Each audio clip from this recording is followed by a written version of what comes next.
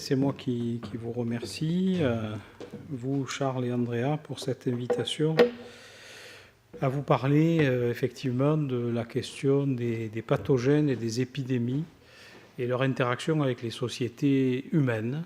Voilà, ça, le premier titre, c'est celui qui m'a été suggéré, je ne dis pas imposé. De façon plus générale, effectivement, je peux vous parler de la place des infections dans l'histoire des sociétés humaines. Ça va être un survol, bien entendu, mais bon, on va essayer quand même de poser là où les questions relatives à ces interactions, infections et sociétés. Alors c'est une petite introduction, ça paraît complètement hors cadre. Vous connaissez sans doute la rivière Legbala, qui est en République démocratique du Congo. Vous la connaissez certainement beaucoup plus sous son nom colonial, puisque c'est une déformation donc, de ce terme en langue bangui, qui est donc l'Ebola, pendant la colonisation belge du Congo. Et donc l'Ebola, ça devrait déjà vous évoquer quelque chose, en tout cas une histoire de virus. Et cette histoire de virus commence en 1976, quand un directeur d'école, donc d'un petit village qui s'appelle Yambuku, qui est pas très près quand même, à une centaine de kilomètres de la rivière Ebola, eh bien, ce directeur d'école vient se faire soigner au dispensaire de la mission catholique du village pour une fièvre, qui est bien entendu dans le contexte assimilé à un accès de paludisme. Et donc on lui injecte de la quinine et puis on lui dit de rentrer chez lui. Il rentre dans son village qui est situé à 1 kilomètre à pied du dispensaire. Et puis malgré la quinine, ça ne s'améliore pas. Au contraire, il commence à avoir des hémorragies diffuses et donc il décède donc, le 8 septembre. Et après son enterrement, c'est ça qui commence à devenir un petit peu inquiétant, 21 membres de sa famille qui ont participé donc aux funérailles et aux soins rituels du corps tombent malades. Et parmi ces 21, il y a 18 décès, avec les mêmes signes, la fièvre, l'hémorragie. Le 15 septembre, le dispensaire n'ayant pas de médecin, on appelle le médecin de la ville voisine, qui est le docteur Ngoy Mouchola, qui constate effectivement que ce n'est pas du paludisme, et que cette fièvre hémorragique donc, résiste à tous les traitements. Le dispensaire de la mission ferme assez rapidement après le décès donc, de 11 personnels de soins sur 17. Et l'agent responsable donc, de cette catastrophe, de cette petite catastrophe pour l'instant, qui est un médecin belge de Anvers, identifie le virus, donc d'abord à Anvers, et ensuite il se rend sur le terrain dans un échantillon d'une sœur infirmière du dispensaire, donc, qui elle-même décède de la maladie, et il nomme, pour ne pas stigmatiser la ville de Yambuku, enfin le village de Yambuku, hein, c'est une petite agglomération qui n'a ni eau ni électricité, il nomme donc cette fièvre Ebola virus. Et cette année-là, donc, le pays, donc le Zaïre, l'ex-Congo belge, qui est devenu République démocratique du Congo, connaît 318 cas de cette fièvre hémorragique et 280 personnes décèdent sur ces 318 cas, donc avec une mortalité de près de 90%, ce qui est important, somme toute. Et donc il identifie ce virus, c'est un virus qui a un petit peu une forme de fil, c'est pour ça qu'il s'appelle filovirus. Pour le détail, ce n'est pas un virus à ADN, c'est un virus à ARN. Ça dépend des acides nucléiques qui sont considérés. Il est enveloppé et donc il est un peu filamentaire et il a une forme un petit peu allongée, en forme de 6, en forme de U, enfin en fonction de la manière dont les fils et les filaments se tordent. Donc il est responsable effectivement d'une fièvre hémorragique qui a une mortalité élevée et pour laquelle il n'y a pas de traitement connu. Voilà un petit peu la situation. Petit à petit, on commence à comprendre, puisque c'est une maladie, on va dire, émergente et récente, qu'on ne connaissait pas avant le premier cas, avant le patient 0 en 1976. Et donc on commence à comprendre un peu les origines de cette maladie, qui semblerait, puisque la chose n'est pas encore totalement démontrée, être commune chez les chauves-souris frugivores, donc ces grandes chauves-souris rousses qui ressemblent un petit peu à des renards croisés avec des chauves-souris, qui sont frugivores et qui donc abritent ce virus, apparemment sans trop de dégâts. Elles consomment beaucoup de fruits. Elles ne consomment pas complètement les fruits, les souillent avec leur salive, éventuellement avec leur déjection, et les laissent à terre. Et donc ces fruits sont consommés par les antilopes et par les grands primates, qui à leur tour se contaminent. Et l'homme, ensuite, se contamine effectivement, soit en mangeant des antilopes, ça a été le cas du patient 0, soit en mangeant du singe, puisqu'effectivement, donc, le singe fait partie de la viande de brousse au Congo, y compris les chimpanzés et les gorilles, qui sont également consommés par les populations locales. Et ensuite, et c'est là le problème, c'est qu'un homme qui est contaminé accidentellement par ce virus va devenir contaminant pour d'autres hommes, pour d'autres personnes de son entourage. Donc il y a une transmission interhumaine. Et apparemment, tous les contacts semblent bons pour ce virus de se transmettre d'être humain à être humain. C'est ce qui fait toute sa dangerosité. Alors, certes, il y a des survivants. Ici, dans ce petit flyer du CDC, qui est le Centre de contrôle des maladies international, qui est donc un centre qui est situé à Atlanta, aux États-Unis, on explique qu'il y a aussi des problèmes pour les survivants, parce qu'éventuellement, ils peuvent être un peu stigmatisés par les membres de leur communauté. Ils peuvent être éventuellement mis à part pour avoir à la fois contracté ce virus auquel on accorde dans l'imaginaire donc des sociétés locales plein de causes, et qui a valu aussi, on y reviendra, et c'est le cas dans certaines épidémies, des réactions de rejet social. Donc on verra que pour la peste, ça a été les pogroms, et là, donc, certaines communautés ont été incriminées pour avoir contaminé le virus, et notamment des soignants européens ont été pris à partie par les populations locales parce qu'ils étaient censés avoir introduit cette maladie nouvelle dans cette région. Alors, l'histoire pourrait être limitée, parce qu'on se dit finalement 300 morts, c'est pas grand-chose.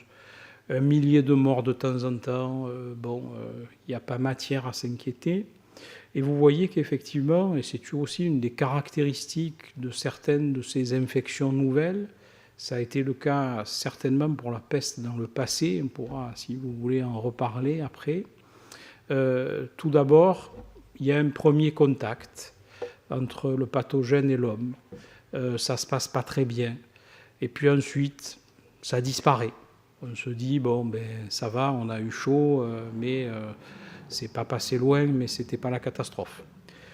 Et donc, effectivement, vous voyez que là, c'est le nombre de cas. Alors, en foncé, c'est les décès, et puis en clair, c'est les personnes contaminées.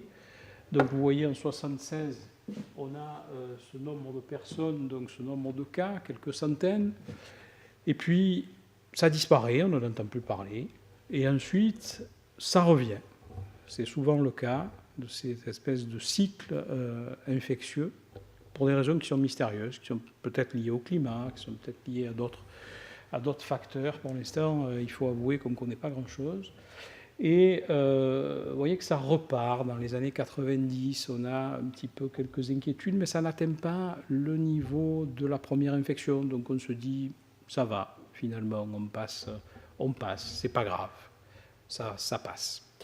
Et puis, pour des raisons qui sont aussi totalement mystérieuses, arrive l'année 2014, donc c'est pas très loin, vous en avez certainement entendu parler, et en 2014, le sujet est tout à fait différent. Et on a une flambée historique qui commence à inquiéter beaucoup de gens, donc en dehors de ceux qui sont simplement sur place, puisque donc on a plus de 10 fois plus de morts que pendant toutes les années précédentes, toutes les épidémies antérieures. Et il y a d'un coup, en une année, 11 316 morts d'Ebola dans ces régions d'Afrique équatoriale. Et il y en avait, en 40 ans, il n'y en avait eu que 1500. On se dit là, il commence à y avoir un problème. Et d'autant que là, effectivement, on commence à voir un impact de cette épidémie à très forte mortalité sur les sociétés. Et on commence à s'inquiéter. Et on a donc les économistes qui commencent à prendre leurs calculettes et qui se disent on va avoir un problème. Effectivement, c'est à partir du moment où les économistes disent on va avoir un problème, à ce moment-là, on commence à prendre les choses un petit peu au sérieux, parce que l'argent, c'est important, c'est beaucoup plus important que le reste. Et donc, les pays concernés, les 3 pays concernés, de plein fouet par cette épidémie de 2014, eh bien, ont une perte importante en produits bruts de plus de 2 milliards de dollars américains. Et on a ces pays qui vont rentrer complètement en récession avec les baisses des investissements, avec un déclin complet de la production agricole, une insécurité alimentaire qui est corrélée, et ces baisses donc d'échanges, de commerce transfrontalier. On a aussi, bien entendu, des impacts sur le système de santé, parce que les soignants sont des hommes comme les autres, des hommes et des femmes comme les autres, donc ils sont contaminés, ils décèdent aussi. Plus de 500 personnels de santé qui sont décédés de l'épidémie, pas que des Africains, surtout éventuellement effectivement des Africains, mais aussi des Européens qui sont venus sur place, qui sont venus aider et qui après sont rentrés chez eux. Donc on commence un petit peu à s'inquiéter quand il y a des cas d'Ebola qui se déclarent en Europe, qui se déclarent aux États-Unis, chez des soignants qui sont partis en mission sanitaire dans ces régions. Et aussi, on commence à avoir des répercussions, c'est-à-dire que les soins de santé, quelque part, diminuent. On s'occupe de l'Ebola, on ne peut pas s'occuper du reste, on est en situation de catastrophe. Et donc, ça veut dire que les autres malades, d'autres maladies, ne sont plus soignés. Donc, les patients meurent du VIH, meurent du sida, puisque c'est l'Ebola qui devient prioritaire. Ils meurent de leur tuberculose, ils meurent de leur paludisme parce qu'ils ne sont plus soignés, parce que les structures sanitaires sont complètement débordées. Et il y a aussi un impact sur la partie dynamique, la partie donc, vitale des populations, c'est les enfants. Donc on a des morts, effectivement, il y a plus de 2000 décès d'enfants de moins de 15 ans, partie reproductive de la population.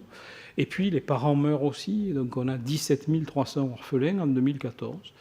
Et du fait de l'effondrement des systèmes de soins, il n'y a plus de vaccination, ou il y en a moins. Et donc avec 30% de baisse de la couverture vaccinale, eh bien, on a à nouveau des épidémies de rougeole, des épidémies de différentes maladies donc infectieuses qui sont normalement sous contrôle vaccinal.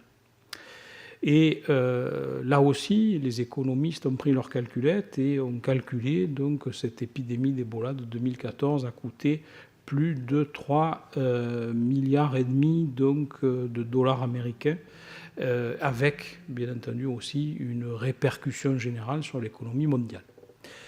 Et là, donc, on voit qu'il y a un effet d'une épidémie sur les sociétés avec des instances qui s'alarment et qui accusent éventuellement. C'est le cas de l'OMS. Donc, la directrice de l'OMS a fait donc, à ce moment-là, en 2014, un bilan assez cruel sur l'Ebola, sur le fait qu'il y a plein de facteurs de risque qui ont été réunis, il y a des inégalités sociales et économiques qui existent déjà avant l'épidémie, mais qui sont considérablement aggravées avec cette épidémie. Et puis, bien entendu, et ça, on ne peut pas l'empêcher, il y a des rumeurs sur les causes de l'épidémie, ces peurs et ces angoisses. Nous, on l'a vécu pour la grippe, il n'y a pas très longtemps. Vous avez bien vu que le ministère de la Santé de l'époque, avec Roselyne Bachelot, s'était un petit peu affolé et qu'il y avait eu plein de mesures qui n'ont pas été extrêmement efficaces. En tout cas, l'épidémie n'a pas été, fort heureusement, mais on a dépensé beaucoup d'argent pour rien. Mais bon, il y avait un effet de peur et le politique est extrêmement frileux dans ces situations et donc a peur de ne pas prendre les bonnes décisions. Donc il préfère prendre des décisions par excès que par défaut. C'est pas plus mal, mais voilà. Et donc on a aussi donc, ce contexte d'aggravation des perturbations sociales Et là où les autres pays s'inquiètent, c'est à partir du moment où on commence à parler d'énergie. Et des régions qui sont pas très loin, qui peuvent être tout à fait exposées à l'Ebola et à des flambées d'Ebola et à rentrer aussi en récession, notamment le Nigeria. Le Nigeria est un pays sensible pour les pays occidentaux parce que c'est le deuxième producteur de gaz naturel et c'est le quatrième producteur mondial de pétrole. Et une épidémie d'Ebola au Nigeria serait complètement catastrophique pour les ressources énergétiques de la population mondiale et des pays industrialisés. Et donc la directrice de l'OMS met bien le doigt sur le fait qu'une épidémie de ce type, avec un pathogène un peu exotique qui vient de la chauve-souris, ça paraît un peu dérisoire, mais on voit que ça devient complètement dramatique, peut mettre un pays qui est déjà économiquement un petit peu fragile complètement à genoux et effondrer l'ensemble des structures sociales, des structures sanitaires, les structures économiques, les structures politiques. Et là où le constat est cruel, mais quand même néanmoins vrai, c'est que ce virus, finalement, il est connu depuis plus de 40 ans. Et on a des exemples dans l'histoire où des épidémies ont été authentifiées beaucoup plus rapidement que ça. Et même au 19e, donc, il n'a pas fallu beaucoup de temps pour qu'Alexandre Yersin donc, puisse identifier le bacille responsable de la peste de Hong Kong. Il a été missionné sur place par donc, l'Institut Pasteur et en quelques mois, il a trouvé donc, que la peste était liée donc, au bacille qui maintenant porte son nom. Mais depuis 40 ans, alors que la recherche biomédicale et les progrès en génétique ont fait des avancées considérables, eh bien, on n'a pas été capable donc de trouver des solutions thérapeutiques pour contrer ce virus Ebola, notamment des vaccinations ou des choses comme ça. Et c'est sans doute le fait, ce qui est écrit entre les lignes de l'OMS, que finalement c'était une épidémie localisée qui concernait des pays qui étaient plutôt pauvres ou alors qui étaient riches mais dont les richesses profitaient ailleurs et pas aux populations locales, et qu'on n'a pas investi énormément en termes de recherche biomédicale. Il n'y a pas eu d'appel d'offres financés, comme on peut avoir pour le Téléthon, pour certaines maladies. Il n'y a pas eu de recherche financée pour l'Ebola de façon significative, donc il y a eu plus ou moins des progrès zéro pendant 40 ans. Et donc, actuellement, on est à la merci, effectivement, d'une urgence de santé publique sévère, menaçante, qui peut complètement déstabiliser éventuellement des pays à l'origine, des pays, on va dire, publiquement en voie de développement, ou complètement pas développés, de façon pragmatique. Et ces phénomènes peuvent se diffuser, puisqu'actuellement, les microbes sont tout à fait modernes et ils prennent aussi l'avion. Et donc, un microbe qui va apparaître en Asie du Sud-Est est tout à fait capable, en moins d'une journée, on va dire, de voyager, de traverser un certain nombre de territoires et d'océans et se retrouver à New York ou dans une autre grande ville occidentale et donc faire son travail de pathogène menaçant. Alors, ce que je voulais vous présenter, c'est en fait une certaine réciprocité dans les interactions entre l'homme et les pathogènes, entre les sociétés et les épidémies.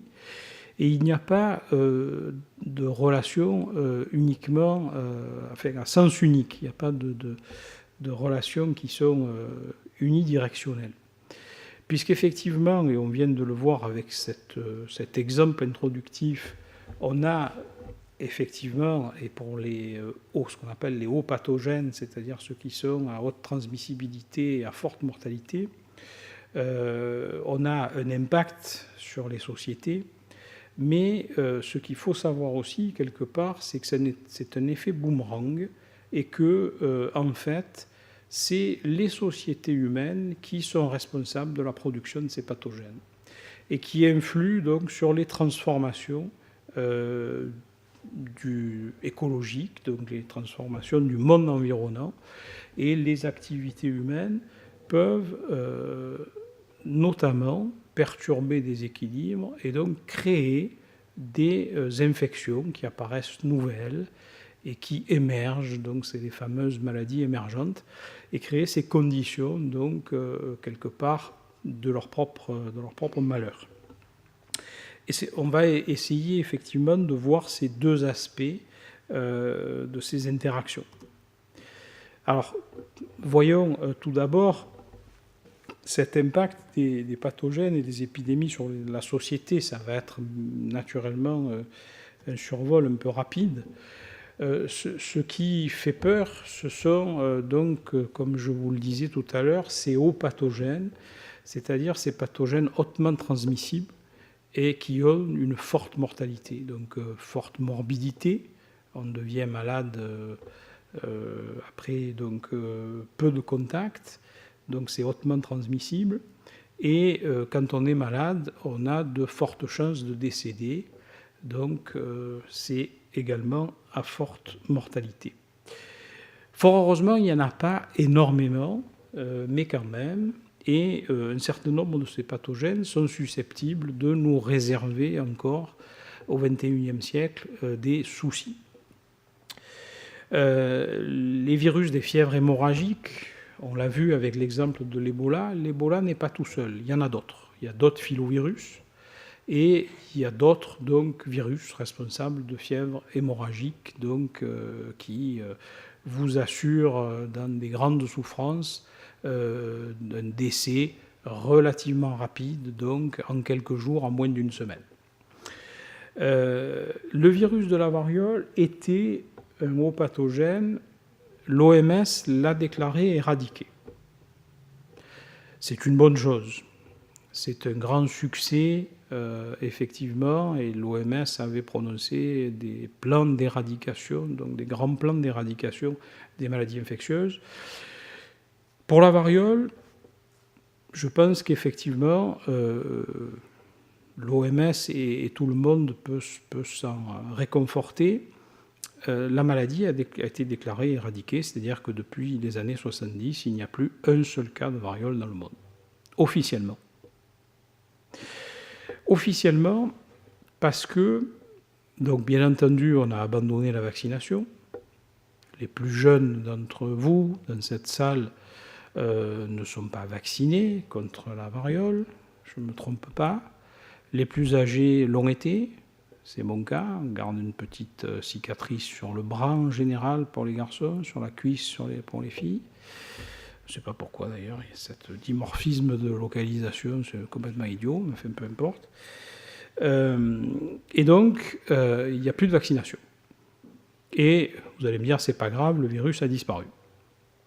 Oui, il a disparu de façon clinique.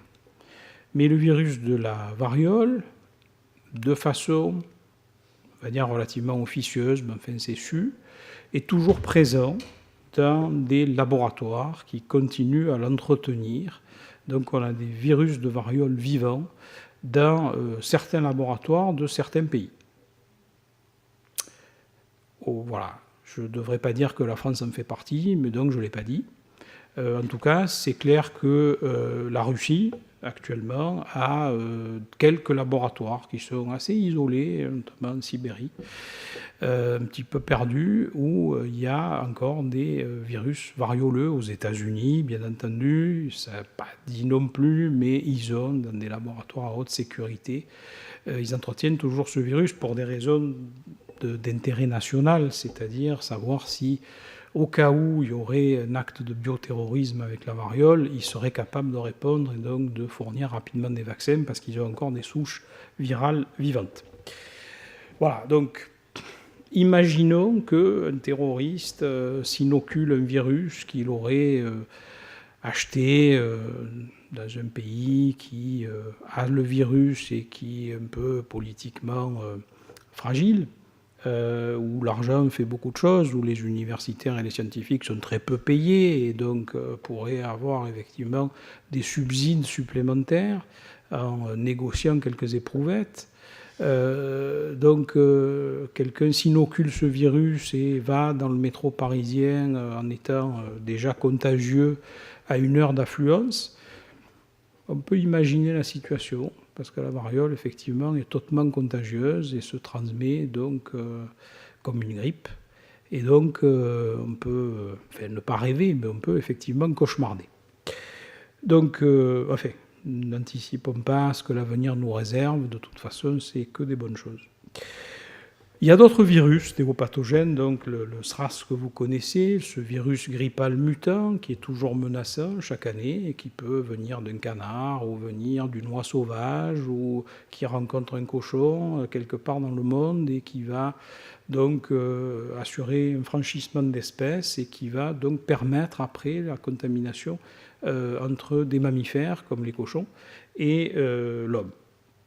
Et puis il y a aussi donc des pathogènes donc classiques, et il ne faut pas croire que par exemple le bacille de la peste, Yersinia pestis, est un pathogène du passé.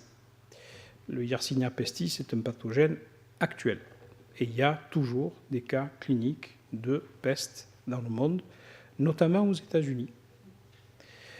Parce qu'il y a un réservoir, et donc il y a toujours la peste aux États-Unis. On en a aussi un peu de temps en temps donc en Chine. Actuellement, le pays où il y a le plus de peste, c'est l'Afrique, une fois de plus. Donc il y a beaucoup de cas de peste du XXIe siècle, donc en Afrique. Madagascar est bien entendu le pays le plus concerné et aussi, quelque part, un petit peu le plus proche de nous. Et puis la tuberculose aussi, c'est pas un pathogène qui a été éradiqué, c'était le souhait de l'OMS d'éradiquer la tuberculose dans les années 2000. Là, l'OMS s'est largement trompée. Il faut dire que le sida est intervenu et a facilité le fait que le bacille de la tuberculose redevienne un pathogène émergent et donc réémergent en l'occurrence et entraîne son quota de morts et retrouve un petit peu une épidémiologie du 19e avec des cas absolument multirésistants et intraitables qui nous rappellent les descriptions de la dame aux camélias.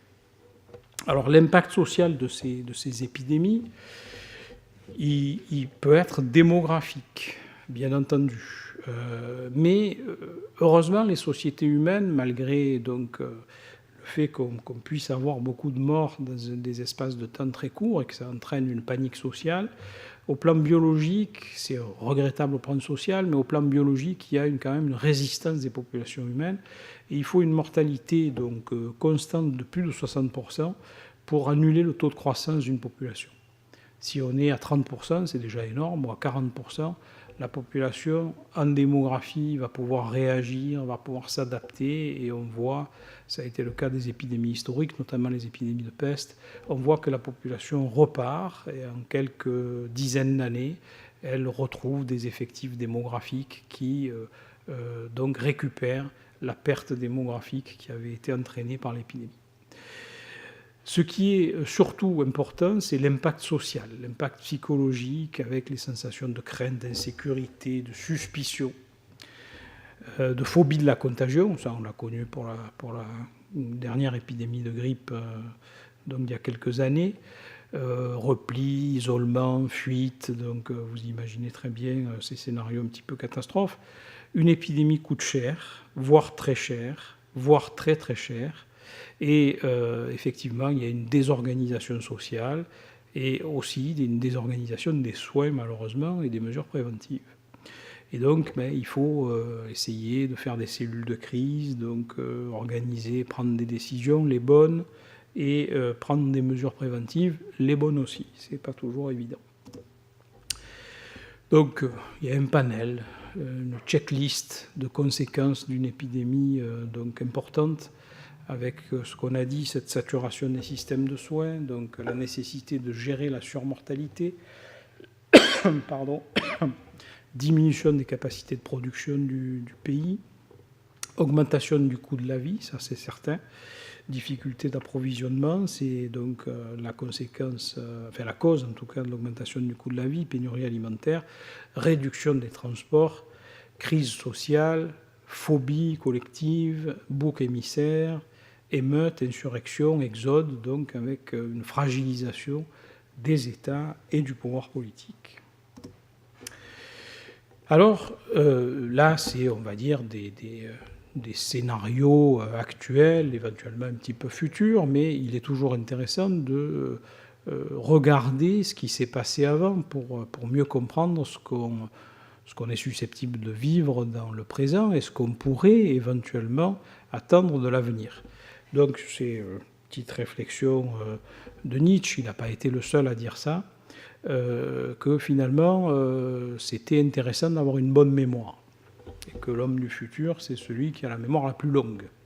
Ça peut être interprété à différents niveaux, mais moi je l'interprète donc comme il me convient, sur le fait que la connaissance historique, donc, et en l'occurrence des pathogènes et des épidémies, c'est quelque chose qui est utile pour comprendre comment les épidémies sont apparues, comment elles ont concerné les sociétés humaines, avoir leur histoire naturelle, puisqu'effectivement, actuellement, et c'est heureux, la médecine donc moderne contrecarre beaucoup le destin de beaucoup d'épidémies. Donc on n'a pas les histoires naturelles des maladies infectieuses, on a des histoires de maladies qui sont traitées par des antibiotiques ou prévenues par des vaccinations, donc ce n'est pas une histoire naturelle. Par contre, avant les antibiotiques, avant les vaccinations, effectivement, le passé permet de comprendre comment les pathogènes pouvaient se développer en toute tranquillité sur des sociétés qui n'étaient pas immunisées et qui n'étaient pas traitées. Et puis tout ça, bon, c'est un petit peu un truisme, mais ça permet éventuellement d'établir des modèles prédictifs pour essayer d'anticiper un petit peu l'avenir. Bon, c'est toujours un fantasme chez l'être humain, mais des fois on y arrive, mais des fois on n'y arrive pas. Alors je vais vous parler de 3 exemples où on a eu cet impact donc, social, historique, qui ont véritablement transformé, apparemment, pour les historiens, les sociétés qui ont vécu ces épisodes douloureux. Le premier épisode, c'est la peste justinienne, le second, c'est la peste médiévale, et le troisième, bon, on voit que quand même les sociétés étaient beaucoup plus solides au début du XXe siècle, c'est la grippe espagnole. Alors tout d'abord, la peste justinienne, il y a un certain nombre d'auteurs qui l'ont décrit, qui l'ont bien décrit, et qui ont été très alertés par la forte mortalité de ces maladies qui arrivaient. Et par exemple, donc, Procope de Césarée décrit qu'à Byzance, en 542, il y avait 10 000 morts par jour. Alors, est-ce que la chose était véridique? Est-ce qu'il avait des bonnes sources démographiques? Est-ce qu'on était capable à Byzance, en 542, de compter le nombre de morts? Peut-être oui, peut-être non, mais en tout cas, la mortalité était extrêmement forte et donc la population a été extrêmement touchée. Et cette épidémie, donc justinienne, s'est diffusée dans le bassin méditerranéen avec un certain nombre de témoignages, a entraîné la mort d'un pape, c'est quand même pas rien, en donc 590. Et cette épidémie, selon les historiens, a eu des conséquences historiques importantes. C'est-à-dire que, bien entendu, une telle épidémie dans un centre d'opulence et de pouvoir qui était l'Empire byzantin, donc notamment à Byzance, bien quand on voit qu'il y a plus de 10 000 morts par jour et qu'au bout d'un certain temps, il y a la moitié de la population qui a disparu et qui est dans les cimetières, dans toutes les catégories socio-professionnelles, ça affaiblit quand même quelque peu la force de cet empire. Et en tout cas, il y avait un grand projet donc, sous Justinien qui était la réunification des 2 empires romains, celui d'Orient et celui d'Occident, et il est probable que ce soit la peste qui ait contrecarré ce grand projet. Grand projet qui aurait, disons, évité, empêché un certain nombre de développements d'autres sociétés qui ont été moins exposées. Et on dit que finalement, le renforcement des rois francs, le renforcement aussi des anglo-saxons et la progression de l'islam pendant les guerres donc, arabo-byzantine. Donc Byzance étant quelque part placé entre le monde arabo-musulman et le monde européen du Nord, avait donc une place centrale, avait des prétentions donc de s'étendre au niveau européen et quelque part de protéger un peu la culture byzantine donc vis-à-vis de l'islam.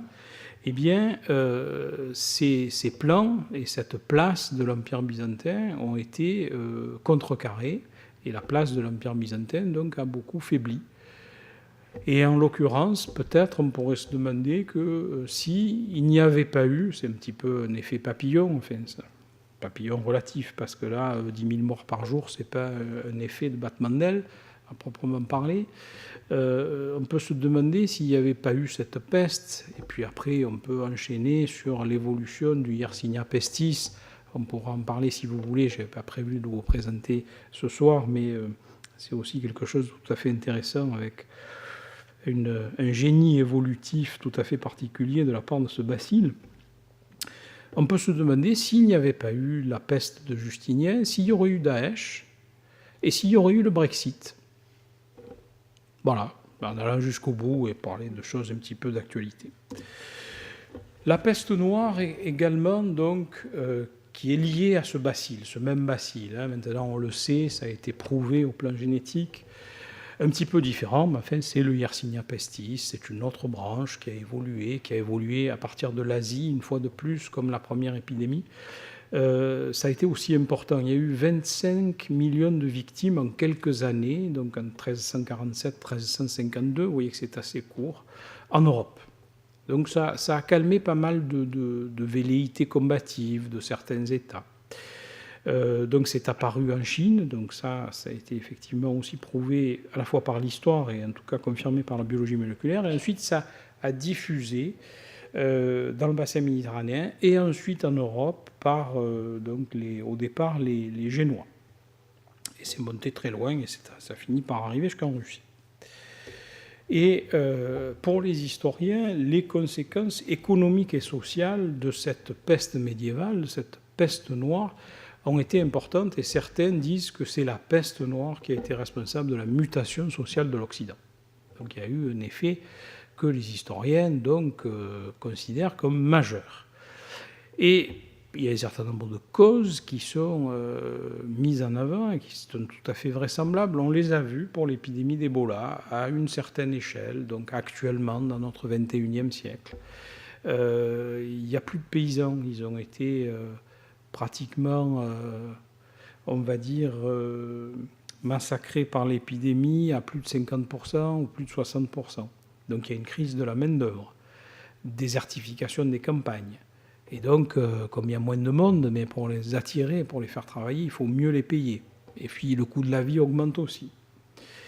Donc, quelque part, en effet secondaire, il y a une baisse de la démographie considérable, mais la paysannerie qui reste, enfin les survivants, voient leur niveau de vie un petit peu augmenter. Parallèlement et inversement, on a une chute des élites. Les élites possédaient des domaines, avaient des revenus fonciers. Il n'y a plus de possibilité d'entretenir. Les cours des locations deviennent très basses. Le prix de la location à Paris s'effondre. Une période qui était intéressante. On pouvait avoir des grands appartements pour pas grand-chose. Le servage disparaît, forcément. On ne va pas faire travailler des gens pour rien, surtout qu'il n'y en a plus. Donc on va essayer de les attirer, de les convaincre, et donc le servage va disparaître. Et le système féodal, petit à petit, va décliner. Alors, la religion, dans ces cas-là, est toujours concernée, bien entendu, parce qu'on recherche les causes. C'est une punition divine, ou alors c'est lié à autre chose.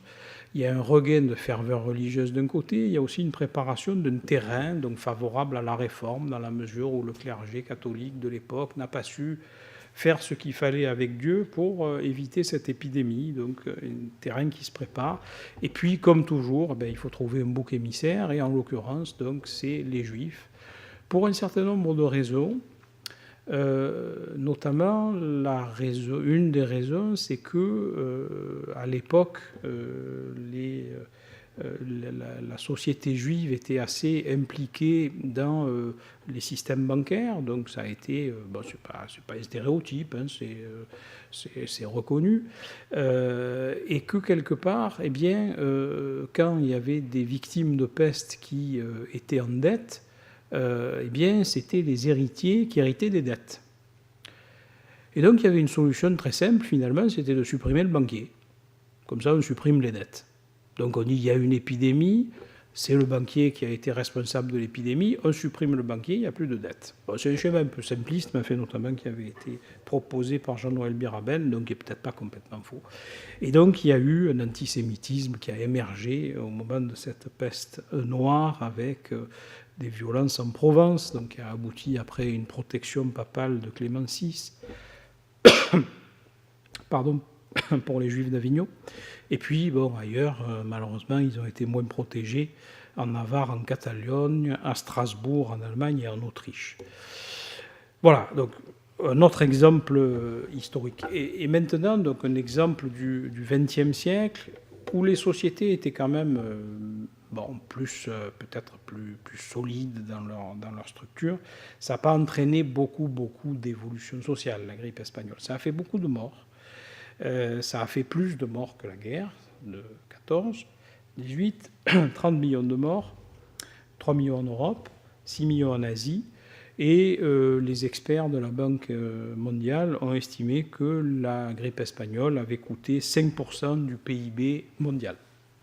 Parce qu'ils sont aussi en train de réfléchir, savoir s'il y a une autre grippe qui ressemble à la grippe espagnole, qu'est-ce que ça risque de coûter au plan mondial. Donc ça, c'est l'estimation haute des épidémies, des fortes épidémies en termes socio-économiques. Enfin, en tout cas, il y a eu un moment où les services sanitaires étaient complètement débordés, les hôpitaux étaient débordés, et on mettait les grippés dehors, sous des tentes.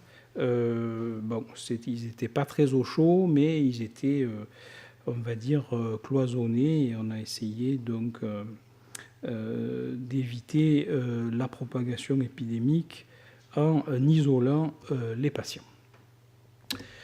Je vais aller rapidement parce que le temps passe très vite sur les pathogènes. Juste sur cette diapo, c'est juste pour vous dire que la pathogénicité, ce n'est pas une règle, c'est une exception. C'est une exception à peu près de 1%. Donc, vous voyez que 99% des germes nous sont utiles. On vit avec beaucoup de germes et il y a seulement 1% qui peuvent nous causer des soucis pour des raisons variables. Je passe aussi rapidement sur cette classification des pathogènes que vous connaissez, où il y a des virus, des bactéries, des parasites, des champignons, des arthropodes, voilà, et puis plus récemment des prions. Enfin, on va glisser sur le sujet. Simplement dire que c'était un souhait du 19e et du 21e, éradiquer les maladies infectieuses en disant que le 21e siècle serait le siècle où l'homme vaincrait les maladies infectieuses. On a été très ambitieux là-dessus. C'est complètement faux. Au contraire, le 21e siècle est un siècle où il y a un regain des maladies infectieuses. 14 millions de décès annuels dans le monde, toute infection confondue, avec des inégalités criantes, puisque les maladies infectieuses sont responsables de près de 70% des décès dans les pays en voie de développement, alors que les pays industrialisés, en l'absence d'épidémie, donc ont une mortalité infectieuse de 15%. Et puis aussi, et c'est là où on s'est trompé dans les estimations optimistes du XXe siècle, c'est que on a actuellement une forte dynamique de ces pathogènes. C'est notre faute, c'est l'autre versant des interactions. Et on a, ces 15 dernières années, des phénomènes d'apparition de nouvelles maladies ou de réapparition d'anciennes maladies qui sont en augmentation constante et croissante. Alors rapidement, d'où viennent ces pathogènes ? Ils viennent de votre voisin, ou ils viennent de votre environnement, ou ils viennent des animaux que vous êtes amenés à fréquenter. Voilà, donc c'est un petit peu schématique, mais c'est les trois sources. Et parmi ces sources, les animaux représentent une source extrêmement importante. Depuis les années 70, donc, on découvre des nouvelles maladies infectieuses au rythme hallucinant d'une nouvelle maladie tous les 8 mois. 58% des infections humaines que l'on connaît, 75% des maladies donc infectieuses émergentes, 80% des pathogènes utilisables pour le bioterrorisme sont d'origine animale. Donc nous devons considérer nos frères inférieurs avec beaucoup d'intérêt. Combien de pathogènes humains? 1405 espèces, principalement des bactéries en violet. Mais ne vous inquiétez pas, les virus sont aussi actifs. Il y a 207 espèces différentes. Il y a aussi 317 espèces différentes de champignons qui peuvent nous causer quelques désagréments. Toutefois, moins importants que les désagréments liés aux bactéries et aux virus. Et parmi ces pathogènes humains, combien de pathogènes avons-nous hérité de nos compagnons ou de nos sources d'approvisionnement? Eh bien, 58% donc, de nos pathogènes viennent de pathogènes animaux à un moment donné dans notre évolution. 817 espèces. Et donc, on a ce qu'on appelle des réservoirs animaux. Et ces réservoirs animaux sont inépuisables. Les modes de contamination sont multiples. On peut attraper une maladie d'un animal en le mangeant.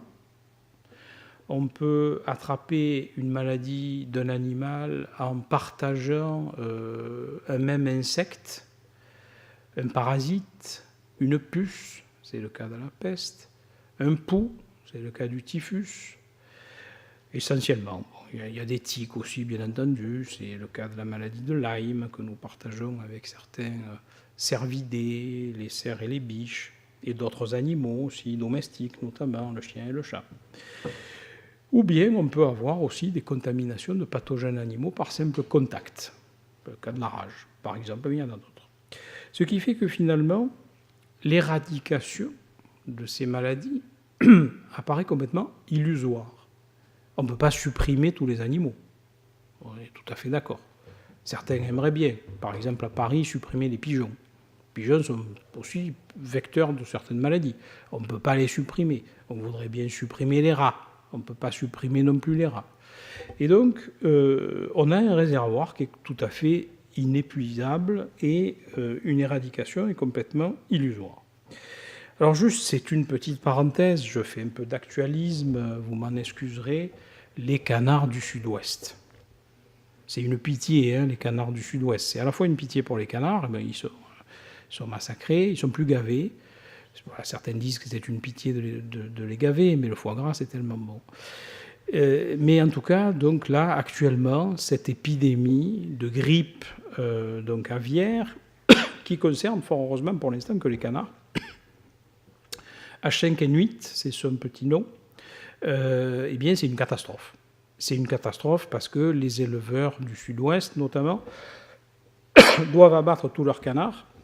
Donc ça fait un abattage d'1,5 million de canards, et d'oies aussi, n'oublions pas les oies. Les pertes des éleveurs, là, c'est 120 millions d'euros.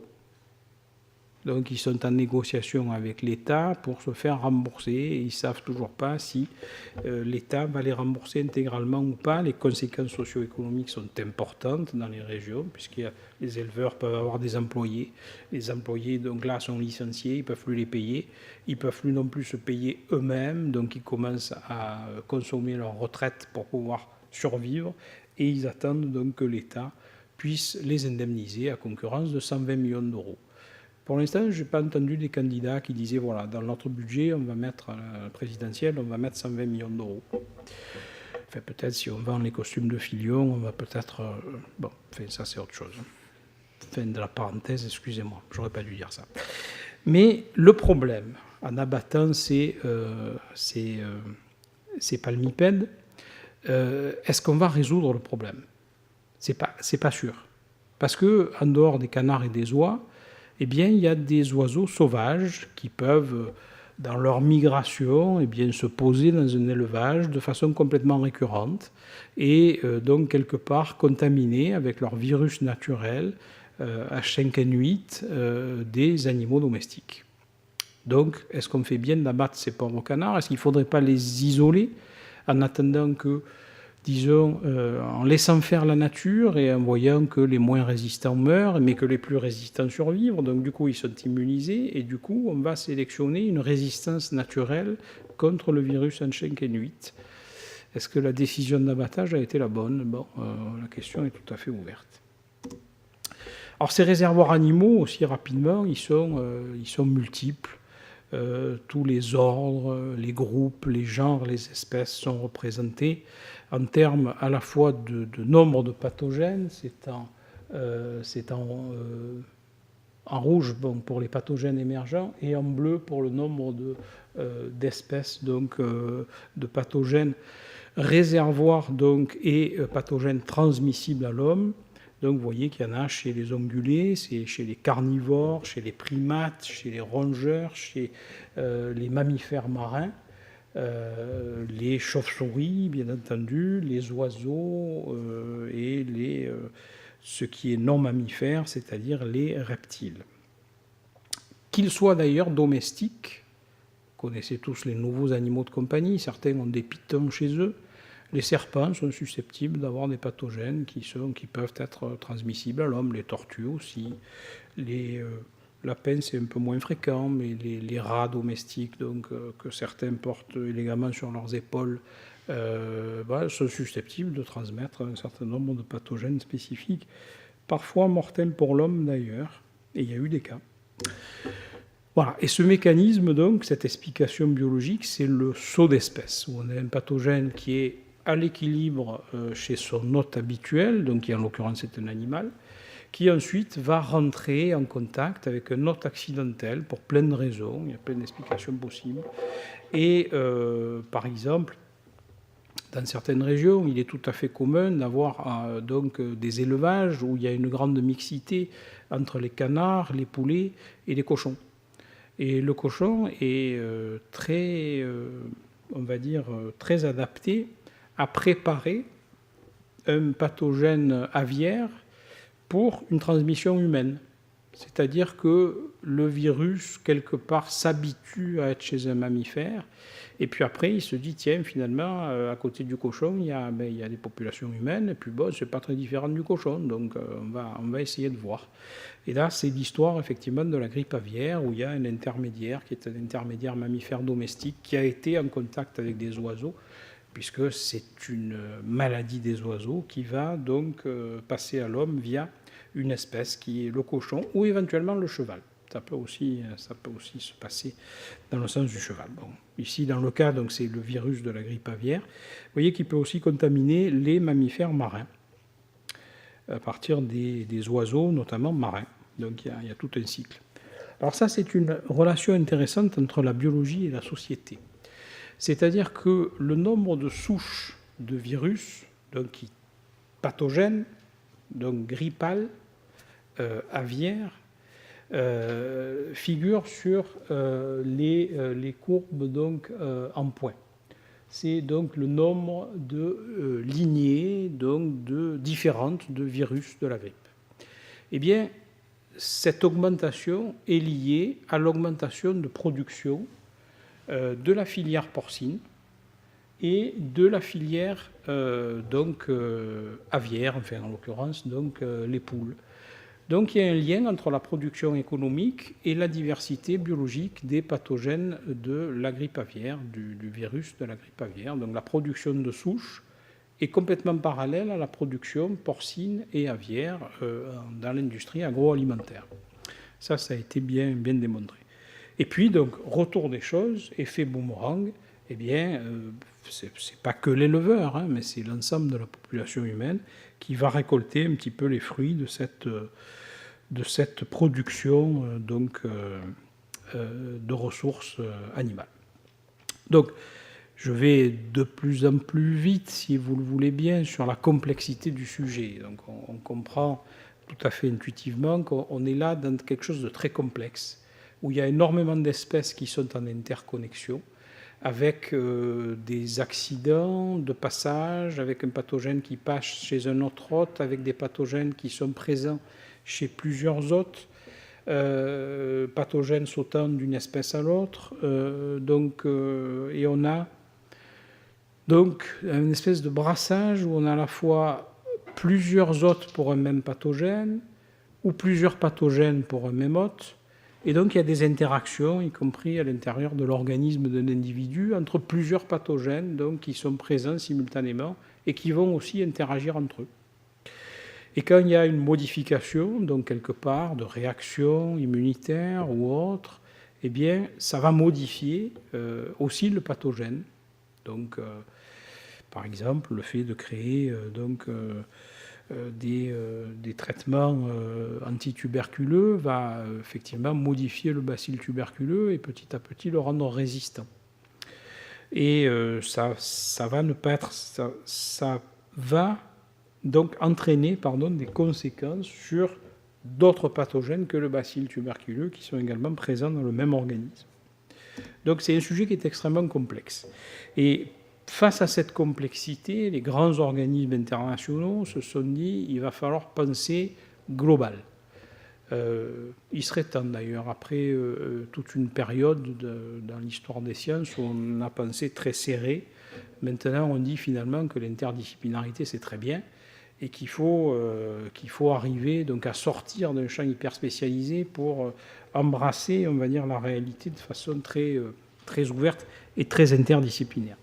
Et donc, dans le domaine de ces infections, un certain nombre d'organismes internationaux ont promu un concept qui s'appelle One Health, une santé, qui est là porté par le Centre donc, de contrôle des maladies d'Atlanta, qui dit qu'on ne peut pas s'occuper de la santé humaine si on ne s'occupe pas de la santé des animaux et de la santé de l'environnement. C'est très important pour les sociétés humaines de prendre en considération ce problème de façon complètement globale.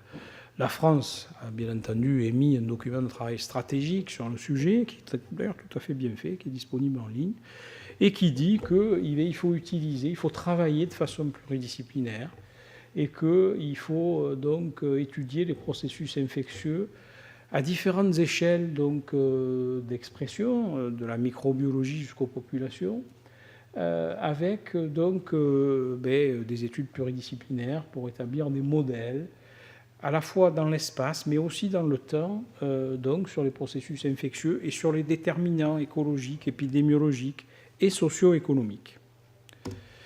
Et pour ça, il faut développer des formations, de l'enseignement sur cette question, donc, qui effectivement est une question actuellement cruciale.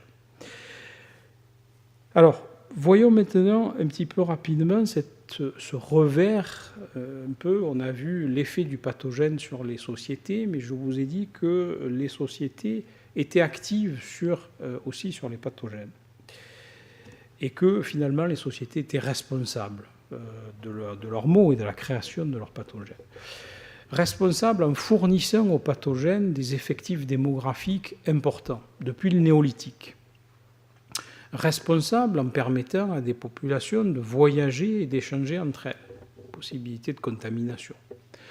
Responsables de perturber des équilibres par des conflits ou par des guerres, avec toutes les conséquences que ça peut avoir.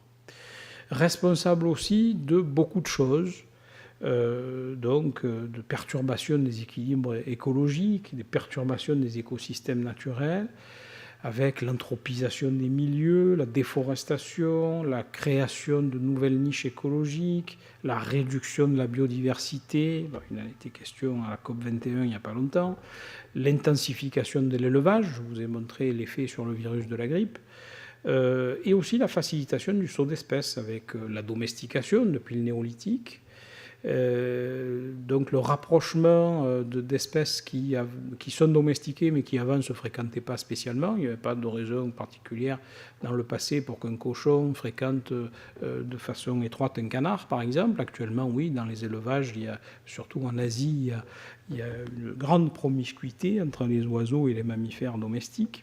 Et puis, de nouveaux animaux de compagnie aussi, de façon anecdotique, mais il y a des pathogènes comme ça qui passent de nouvel animal de compagnie, et la liste originale est tout à fait impressionnante, à l'homme. Et ces relations homme-animal, donc, bien entendu, elles sont aussi anciennes que les origines de l'homme. Le développement des relations homme-animal a suivi le développement de l'espèce humaine, et ces relations ont eu énormément d'évolution à partir du charognage jusqu'à maintenant à la globalisation. Mais ces contacts et ces relations homme-animal sont régulièrement donc responsables, ont été régulièrement dans le passé responsables de l'émergence de maladies infectieuses. Donc ça, c'est l'homme de Flores, donc, qui chassait des mammifères et qui certainement à cette époque était contaminé. Et puis actuellement, il y a un certain nombre de pathogènes simiens, notamment des virus, qui passent donc à l'homme parce que certaines populations sont intéressées par la consommation de viande de brousse, ce qui explique notamment l'émergence de l'Ebola. Alors, quels sont ces facteurs qui ont été facteurs sociaux qui ont généré des épidémies et qui ont fait apparaître de nouveaux pathogènes? Un auteur britannique en reconnaît 4. Il reconnaît donc les premières implantations humaines, le développement des grandes civilisations, des grands empires, les conquêtes, les explorations, donc après la grande épidémie de peste médiévale, et actuellement la mondialisation. Et donc si dans la publication de cet auteur qui s'appelle McMichael, on regarde un peu ces 4 grandes époques, on voit qu'à des degrés divers, un certain nombre de facteurs comme première colonne, le commerce, les voyages, les migrations, deuxième colonne, les guerres, les conquêtes de territoire, troisième colonne en noir, les changements environnementaux, quatrième, les développements technologiques, cinquième, les relations homme-animal, et sixième, les aspects démographiques et sociaux, sont intervenus dans ces 4 différentes étapes à des degrés divers. Et vous voyez que la relation homme-animal, actuellement, est quelque chose qui, c'est l'histogramme un peu strié qui est l'avant-dernier, donc avant l'aspect démographique, est quelque chose qui a été important donc, dans le passé, au moment de la période de domestication, mais qui redevient actuellement important avec les économies de production intensive de ressources animales pour la consommation humaine, et qui donc n'est pas sans conséquences donc, sur la santé. La grippe aviaire, par exemple, est un de ces facteurs et une de ces conséquences. Alors, je vais aller maintenant plus rapidement. On a commencé un petit peu en retard, je crois, donc j'en suis à peu près à 1 heure, c'est ça? Vous me laissez encore combien? 10 minutes? Petit quart d'heure maximum. Donc je vais y arriver. Cette origine des pathogènes humains, on peut la considérer donc en 3 ou 4 groupes. Et on va tourner autour du camembert dans le sens des aiguilles d'une montre, de l'ancien au plus récent. Le premier cadran en bas, ce sont des pathogènes qui sont exclusivement humains, que l'homme a hérité de l'animal avant d'être homme. Il y en a 16 espèces, 16 genres et espèces sont considérés, qui sont des pathogènes spécifiquement humains, propres à l'homme, avec lesquels on vit donc depuis nos origines. Et il y en a. Et probablement la tuberculose est un de ces pathogènes ancestraux. Apparition du genre Homo. Le deuxième groupe, donc, quand on tourne dans le sens des aiguilles d'une montre sur le cadran, c'est des pathogènes qui datent de l'émergence de l'espèce sapiens. On peut en reconnaître 6 genres. Ensuite, on a des pathogènes qui sont plus récents au niveau de l'histoire de l'humanité, mais qui sont suffisamment anciens pour s'être adaptés à une transmission interhumaine. Et par exemple, on peut citer dans les genres donc, le bacille de la peste, qui est un exemple tout à fait emblématique d'un pathogène qui est un pathogène animal. À l'origine, c'est une bactérie de l'environnement, qui était très gentille, qui ne posait pas de gros problèmes. Certaines personnes pouvaient être contaminées par ce bacille, sont d'ailleurs toujours contaminées par ce bacille, qui est un bacille d'origine tellurique à l'origine. sous sa forme ancestrale, qui va générer un peu des troubles digestifs, mais rien de méchant. Et après, ce bacille de la peste donc, va subir toute une évolution avec des mécanismes d'adaptation qui sont tous plus diaboliques les uns que les autres, pour devenir un pathogène de rongeur, et ensuite, chez le rongeur, avoir la possibilité de s'adapter à la puce, et donc modifier le métabolisme de la puce de telle façon que la puce puisse transmettre le pathogène à l'homme, et ensuite avoir un certain nombre de mutations pour devenir un pathogène absolument terrifiant, qui est le plus haut pathogène bactérien pour l'homme que l'on connaisse. Donc le bacille de la peste est le plus toxique, la bactérie la plus toxique pour l'homme. Bactérie, pas virus. Donc, et il peut se transmettre d'homme à homme, et ça devient terrible, c'est la peste pulmonaire, et puis d'autres pathogènes sont dans ce cas, notamment on a vu ces pathogènes viraux comme la grippe aviaire qui peut avoir une transmission interhumaine, ou l'Ebola qui peut avoir une transmission interhumaine, alors qu'au départ c'était uniquement un pathogène animal. Et puis ensuite on a des pathogènes qui sont beaucoup plus récents et qui ne sont pas assez adaptés pour se transmettre à l'homme, c'est-à-dire qu'à chaque fois ce sont des passages récurrents de l'animal à l'homme, mais il n'y a pas de transmission interhumaine. Donc ça peut être mieux contrôlé pour l'instant, jusqu'à ce que le pathogène décide de muter et de dire c'est trop compliqué de faire la navette, je vais rester au sein de la même espèce, c'est plus confortable.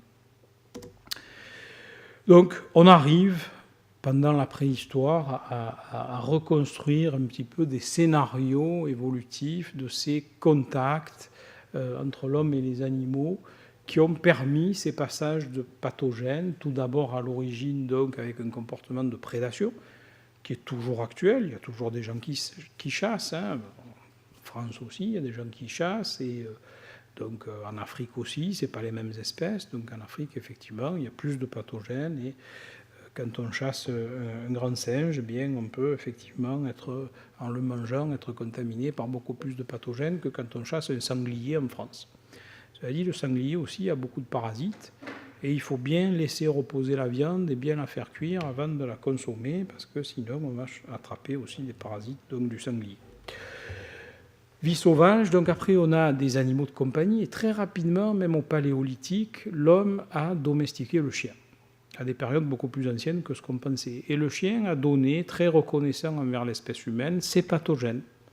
Il est probable que la rougeole, donc, qu'on connaît, maintenant, heureusement, il y a la vaccination, elle est efficace, parce que la rougeole, c'est quand même pas rien.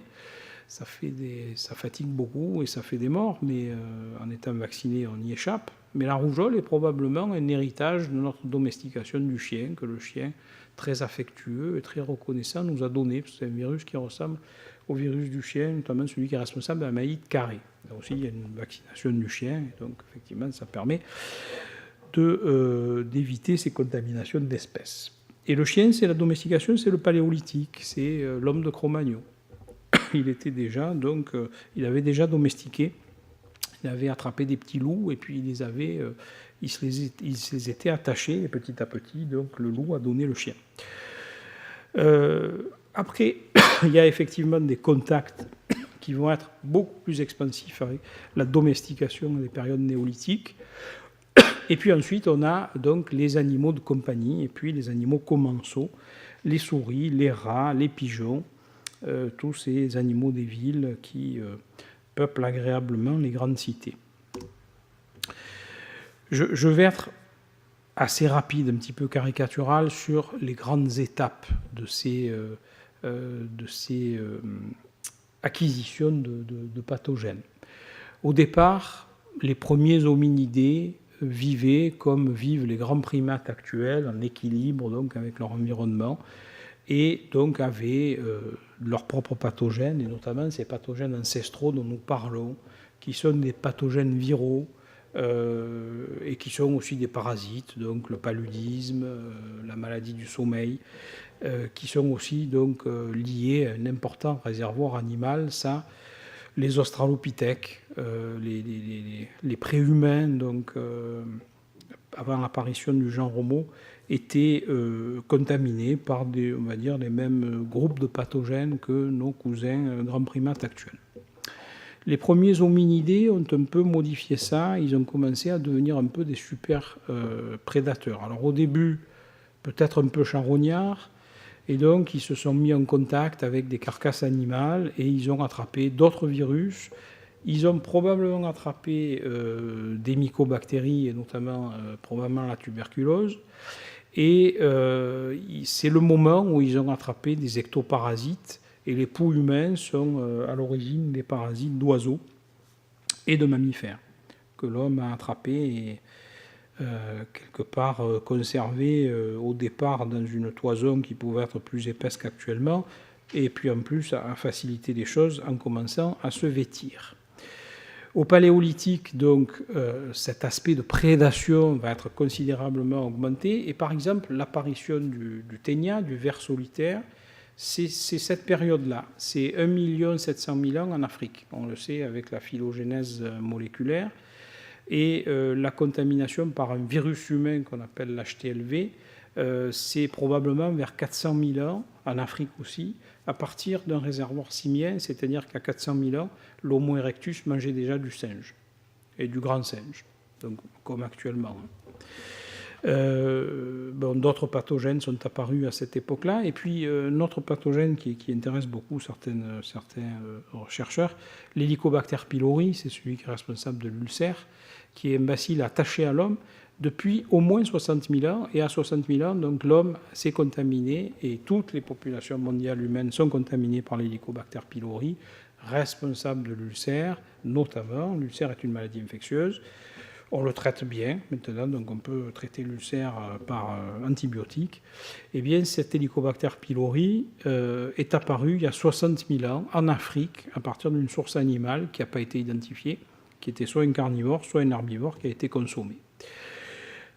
Les migrations ont fait beaucoup pour le succès de certains pathogènes et donc le déplacement des populations humaines. L'Out of Africa, je pense que Jean-Jacques Hublin vous en a parlé, sans doute, ou d'autres vous en ont parlé. L'Out of Africa humain a été aussi un Out of Africa microbien. Et puis avec peut-être des conséquences dont je vais vous parler tout à l'heure, notamment à propos des néandertaliens. Et des pathogènes ont co-migré, c'est-à-dire que l'homme et le chien qui ont migré ensemble, il y a 40 000 ans, on va dire 30 000 ans, dans ces eaux-là, eh bien, donc, cette co-migration de l'homme et du chien, le chien suivant l'homme, a favorisé donc l'apparition et le développement de pathogènes, c'est-à-dire que le chien a pu contaminer d'autres espèces grâce à la migration donc, suivant l'homme. Donc on a parlé des ectoparasites, etc. Et au néolithique, donc là, c'est le vrai festival des pathogènes, puisqu'on va avoir des facteurs donc, de facilitation considérable qui sont de deux ordres principaux. Le premier, c'est les pathogènes qu'on appelle démophiles, qui ont besoin d'un certain effectif populationnel pour se maintenir, vont effectivement trouver le pain béni dans des populations sédentaires. On va avoir 1000, 2000, 3000, 4000, 5000 habitants, 6000 habitants dans les premières cités-États, par exemple. Et donc, vont pouvoir se répandre. Donc, ça, c'est le début des épidémies, notamment les maladies infantiles, donc la rougeole, les oreillons, la coqueluche, la diphtérie, ça, c'est un peu moins sympa. Et puis, la variole, c'est encore moins sympa. La peste, donc, mais elle est apparue donc, un petit peu plus tard. C'est un autre sujet. Et puis, alors ça, c'est tout à fait fascinant, c'est l'effet boomerang. C'est-à-dire que l'homme a domestiqué des espèces animales qui lui ont donné des pathogènes, mais l'homme est généreux par nature et il a donné aussi aux animaux d'autres pathogènes. Et un ténia qui est apparu en Afrique chez l'homme d'un bovidé il y a plusieurs centaines de milliers d'années est reparti chez le bovidé domestiqué néolithique à partir de l'homme et s'est réadapté donc au bovidé européen. Donc il y a une espèce d'évolution circulaire entre les deux espèces qui est tout à fait fascinante.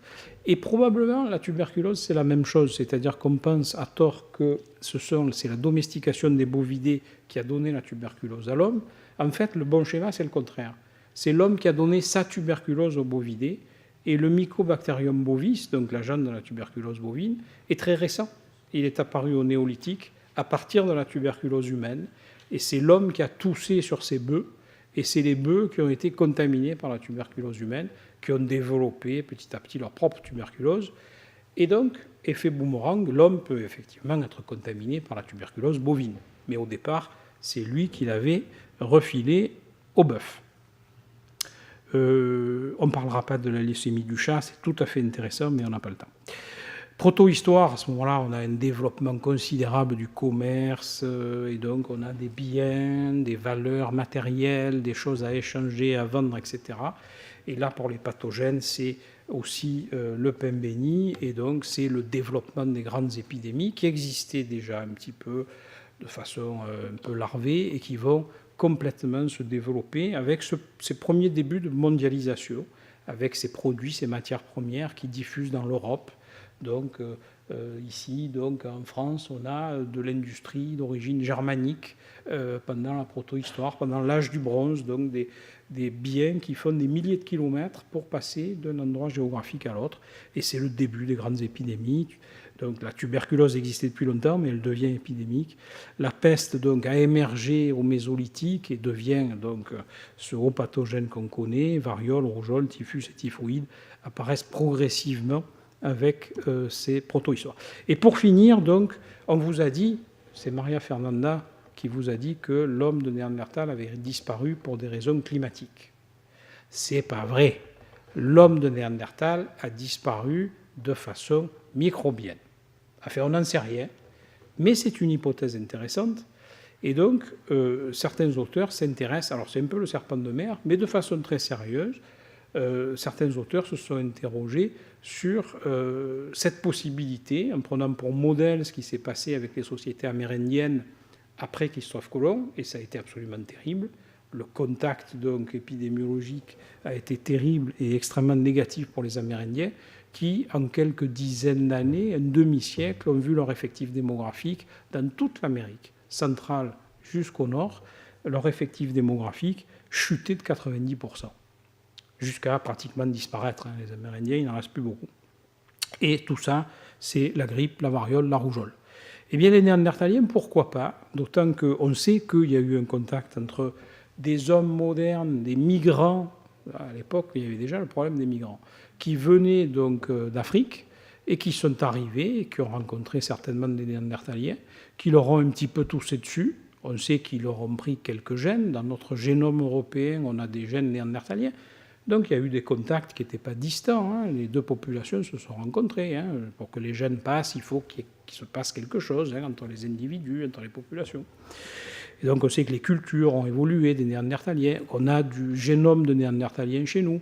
Donc on a dû échanger aussi des pathogènes et les populations donc, migrantes d'Afrique ont pu apporter leurs pathogènes, alors différents modèles, pourquoi pas un herpès virus, d'autant qu'on suppose, notamment grâce aux études de paléogénomique, que les Néandertaliens n'étaient pas tout à fait préparés à être en contact avec des pathogènes africains. Et donc, il y a des travaux tout à fait sérieux qui disent qu'il y a la possibilité que l'extinction des Néandertaliens soit liée donc, à une arrivée de pathogènes africains auxquels les Néandertaliens n'étaient pas acclimatés et qui leur a fait beaucoup de mal avec d'autres facteurs un petit peu, on va dire, de moindre fertilité qui a pu favoriser leur extinction. Voilà, désolé, j'espère pas avoir été trop long. Je vous remercie de votre attention.